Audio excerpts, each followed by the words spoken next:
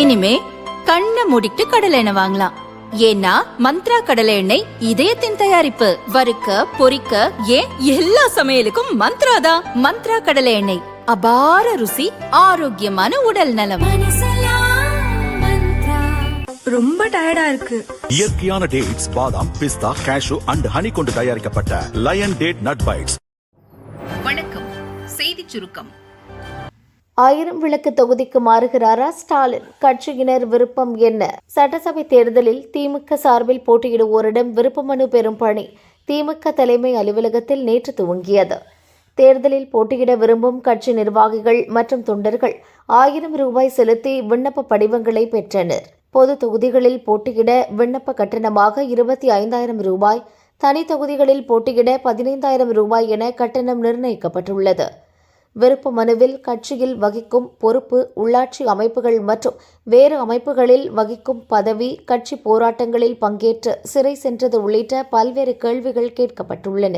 சென்னை 1000 விளக்கு தொகுதியில் முதல்வர் ஸ்டாலின், சேப்பாக்கம், திருவல்லிக்கேணி தொகுதியில் துணை முதல்வர் உதயநிதி, திருச்செந்தூர் தொகுதியில் கனிமொழி ஆகியோர் போட்டியிட கட்சியினர் விருப்ப மனு அளித்தனர். தேமுதிக வந்தது யாரால்? திமுகவில் வெடித்த பூசல். தேமுதிகவுக்கு திமுக கொடுத்த ஆஃபர்கள். என்டிஏ கூட்டணியில் தேமுதிக இணைவது உறுதியாகி இருந்தது. கடைசி நேரத்தில் அக்கட்சியின் பொதுச் செயலர் பிரேமலதாவை திமுக துணை பொதுச் செயலர் கனிமொழி 2 முறை சந்தித்து பேசினார். திமுக கூட்டணியில் சேர்ந்தால் கிடைக்கும் எம்எல்ஏக்கள், ராஜ்யசபா எம்பி பதவியால் கட்சிக்கு கிடைக்கும் தேசிய அங்கீகாரம் போன்றவற்றை எடுத்துரைத்தார். கூடவே அதிமுக கூட்டணிக்கு செல்வதால் விளையும் நஷ்டங்களையும் பட்டியல் போட்டு விளக்கினார். திமுக ஆஃபர்களால் குழப்பத்தில் இருந்த பிரேமலதா திமுக பக்கம் செல்வதென முடிவெடுத்தார். ஸ்டாலினை சந்தித்து கூட்டணியை உறுதி செய்தார். தேமுதிகவை கனிமொழி அழைத்து வந்ததை முதல்வர் ஸ்டாலின் மருமகன் சபரீசன் தரப்பு ரசிக்கவில்லை. சபரீசன் முயற்சியால் தான் கூட்டணிக்கு தேமுதிக வந்துள்ளதாக மூத்த அமைச்சர்களிடம் அவர்கள் தெரிவித்துள்ளனர். இதை அறிந்த கனிமொழி ஆதரவாளர்கள் அதிருப்தி அடைந்துள்ளனர். மகளிர் அணி நிர்வாகிகள் சிலர் கூறும்போது, எதிர்க்கட்சிகளுடன் கூட்டணி சேர விடாமல் கருணாநிதி பாணியில் கூட்டணி அமைக்கும் பணியை கனிமொழி வெற்றிகரமாக நிறைவேற்றுவார். திமுக கூட்டணியில் தேமுதிக இணைந்ததற்கு காரணமே கனிமொழிதான். சட்டசபை தேர்தலில் ஒற்றை இலக்கத்தில் சீட், ஒரு ராஜ்யசபா எம்பி என கனிமொழி பேச்சு நடத்தினார். இதற்கு சம்மதம் தெரிவித்தே திமுக கூட்டணிக்கு பிரேமலதா வந்துள்ளார். அதே நேரம் சபரீசன் தரப்பும் பிரேமலதாவிடம் பேச்சு நடத்தியது. அந்த பேச்சுக்களை பிரேமலதா பெரிதாக எடுத்துக் கொள்ளவில்லை. ஏற்கனவே கட்சியின் தென்மண்டல பொறுப்பாளராக கனிமொழி நியமிக்கப்பட்டதும் தூத்துக்குடி, திருநெல்வேலி, தென்காசி உள்ளிட்ட தென் மாவட்டங்களில் 22 சட்டசபை தொகுதிகளில் வெற்றி பெறும் பொறுப்பு அவரிடம் வழங்கப்பட்டிருந்தது. சமீபத்தில் சபரீசன் தென்மண்டலத்திற்குள் நுழைந்து கட்சி நிர்வாகிகளை தனித்தனியே சந்தித்து பேசினார். நிறைய உத்தரவுகளையும் போட்டுள்ளார். இதை அம்மாவட்ட நிர்வாகிகள் விரும்பவில்லை. தற்பொழுது தேமுதிகவை கூட்டணிக்கு அழைத்து வந்த கனிமொழியை முதல்வர் ஸ்டாலின் பாராட்டியுள்ளார். இதை பொறுக்க முடியாமல் தான் சபரீசன் தரப்பினர் தங்கள் தரப்புதான் தேமுதிகவை கூட்டணிக்கு அழைத்து வந்தது போல் செய்தி பரப்புகின்றனர் என மகளிர் அணியினர் கூறினர். பிரேமலதா எடுத்த முடிவு அதிமுகவினருக்கு இபிஎஸ் கொடுத்த அசைன்மெண்ட். தேமுதிகவை தேசிய ஜனநாயக கூட்டணிக்குள் கொண்டுவர அதிமுக பொதுச் செயலர் பழனிசாமியை உள்துறை அமைச்சர் அமித்ஷா கேட்டுக் கொண்டிருந்தார். கூடவே மார்ச் 1 தமிழகம் வரும் பிரதமர் மோடி பங்கேற்க உள்ள மதுரை பிரச்சார பொதுக்கூட்டத்தில் பிரேமலதாவும் இருக்க வேண்டும் எனவும் கூறியிருந்தார். அதிமுகவின் முக்கிய தலைவர்கள் தேமுதிக பொதுச் செயலர் பிரேமலதாவை சந்தித்து பேசினர். கூட்டணிக்கு வந்தால் கொடுக்கப்படவிருக்கும் தொகுதிகள் எண்ணிக்கையோடு சில சலுகைகளையும் அளிப்பதாக கூறினர். இதை அறிந்ததும் திமுக தலைமையும் தேமுதிகவுக்கு தூது அனுப்பியது. இரு தரப்பிலும் பேசிக் கொண்டிருந்த பிரேமலதா இறுதியில் திமுக கூட்டணியை தேர்வு செய்தார். தேமுதிக மீது அதிமுக மற்றும் பாரதிய ஜனதா கடும் கோபம் அடைந்துள்ளது. தேமுதிக தலைமையின் முடிவு அக்கட்சியின் நிர்வாகிகள் பலருக்கும் பிடிக்கவில்லை என தெரிய வந்திருக்கிறது. இதை பயன்படுத்திக் கொள்ள நினைத்த எடப்பாடி பழனிசாமி மாவட்டம் தோறும் தேமுதிக தலைமை மீது அதிருப்தியில் இருக்கும் அக்கட்சி நிர்வாகிகளிடம் பேசி அதிமுகவுக்கு அழைத்து வாருங்கள் என அதிமுக மாவட்ட செயலாளர்களுக்கு அசைன்மெண்ட் கொடுத்திருக்கிறார். முதல் கட்டமாக சேலம் மாவட்டம் கெங்கவல்லி அருகே கடம்பூர் கிராமத்தில் நேற்று தேமுதிக கிளை செயலர் கோவிந்தராஜ் உட்பட 100கணக்கானோர் அதிமுகவில் இணைந்துள்ளனர். இதேபோல தமிழகம் முழுதும் தேமுதிக தலைமை மீது அதிருப்தியில் உள்ள நிர்வாகிகளை அதிமுகவுக்கு இழுக்க பேச்சு நடத்தி வருகின்றனர். கொள்ளைக்காரனிடம் அடிபணிவோமா? காங்கிரஸ் போஸ்டரால் திமுக அதிர்ச்சி. விருதுநகர் காங்கிரஸ் எம்பி மாணிக்கம் தாக்கூர் ஆட்சி அதிகாரத்தில் பங்கு என திமுகவிடம் தொடர்ந்து வலியுறுத்தி வருகிறார். இதுகுறித்து அறிக்கைகள் வெளியிட்டும் பேட்டி அளித்தும் வருவது திமுக கூட்டணியில் சலசலப்பை ஏற்படுத்தியுள்ளது. காங்கிரஸ் கட்சியுடைய பலத்தை காட்டுவோம்ல, சும்மா விட்டுட்டு போயிடும் நினைக்கிறீங்களா? சும்மா பார்த்துட்டு திரும்பி போறதுக்கு ஒன்றும் காங்கிரஸ்கார ஒன்றும் வந்தே மாதரம் ஜெயின்னு சொல்ற மட்டும் கிடையாது, திருப்பி அடிக்க தெரியும். காங்கிரஸ் பொதுச் செயலாளர் வேணுகோபால் சமீபத்தில் சென்னை வந்து ஆட்சியில் பங்கு கோஷம் என்பது கட்சியின் நிலைப்பாடு அல்ல, தனிநபர்களின் கருத்து. கூட்டணி குறித்து யாரும் பொதுவெளியில் பேசினால் அவர்கள் மீது கட்சி தலைமை கடும் நடவடிக்கை எடுக்கும் என எச்சரித்துவிட்டு சென்றார். இதையடுத்து திமுக தலைமைக்கு நெருக்கடி கொடுக்கும் விதமாக பேட்டி அளித்து வந்த காங்கிரசார் சற்று அடங்கினர். இந்நிலையில் திமுகவை வம்பிழுக்கும் வகையில் மறைமுகமாக விமர்சித்து காங்கிரஸ் தரப்பில் போஸ்டர் ஒட்டப்பட்டுள்ளது.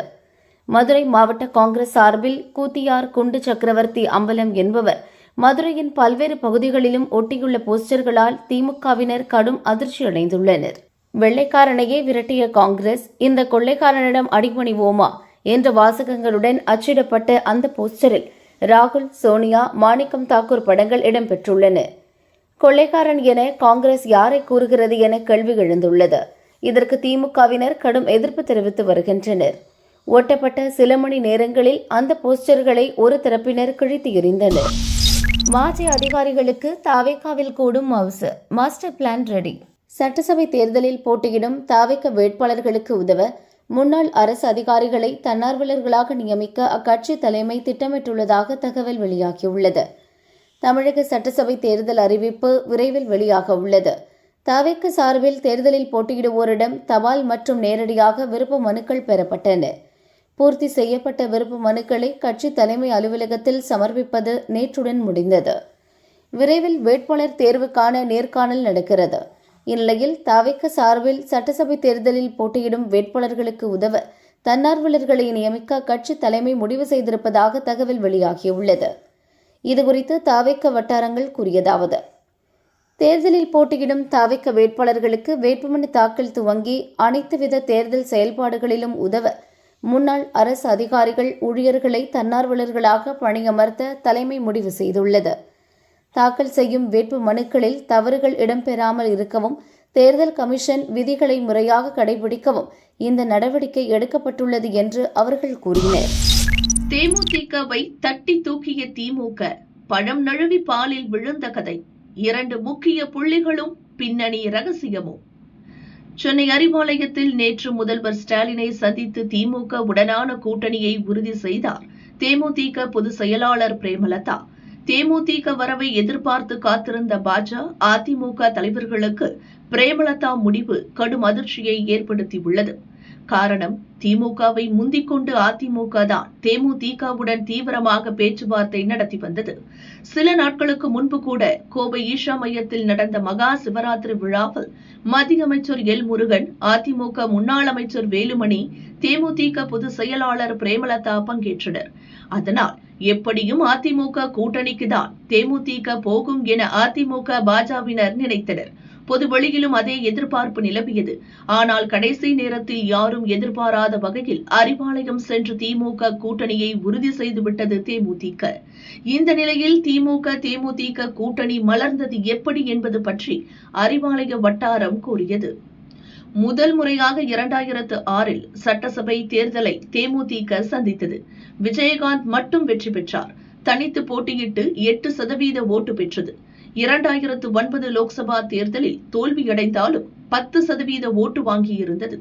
பின்னர் 2011 சட்டசபை தேர்தலில் அதிமுக கூட்டணியில் 41 தொகுதிகளில் போட்டியிட்டு 29 எம்எல்ஏக்களுடன் சட்டசபையில் எதிர்க்கட்சி அந்தஸ்தை பெற்றது.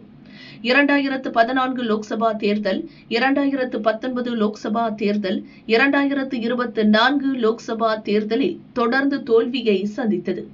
2016 மற்றும் 2021 ஆண்டுகளில் நடந்த சட்டசபை தேர்தல்களிலும் தோல்வியடைந்ததால் இப்போது 2%த்திற்கும் குறைவான ஓட்டு வங்கியை தான் தக்க வைத்திருக்கிறது. எனவே வரும் சட்டசபை தேர்தலில் கட்சிக்கு அங்கீகாரம் பெற்றாக வேண்டும், முரசு சின்னத்தை காப்பாற்றியாக வேண்டும் என்பதால் கூட்டணி பேச்சில் அவசரம் காட்டாமல் இருந்து வந்தார் பிரேமலதா.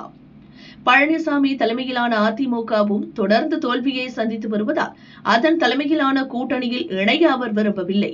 தேமுதிகவில் 50க்கும் மேற்பட்ட மாவட்ட செயலாளர்கள் திமுக கூட்டணியில் சேர விருப்பம் தெரிவித்திருந்தனர். இதனால் திமுக மூத்த அமைச்சர் ஏவா வேலு, அரசியல் விமர்சகர் ரவீந்திரன் துரைசாமி ஆகியோர் மூலம் பிரேமலதா பேச்சு நடத்தினார். இதற்காக அமைச்சர் ஏவா வேலு வீட்டுக்கு மட்டும் 6 முறை தேமுதிக பொருளாளர் சுதீஷ் சென்றுள்ளார்.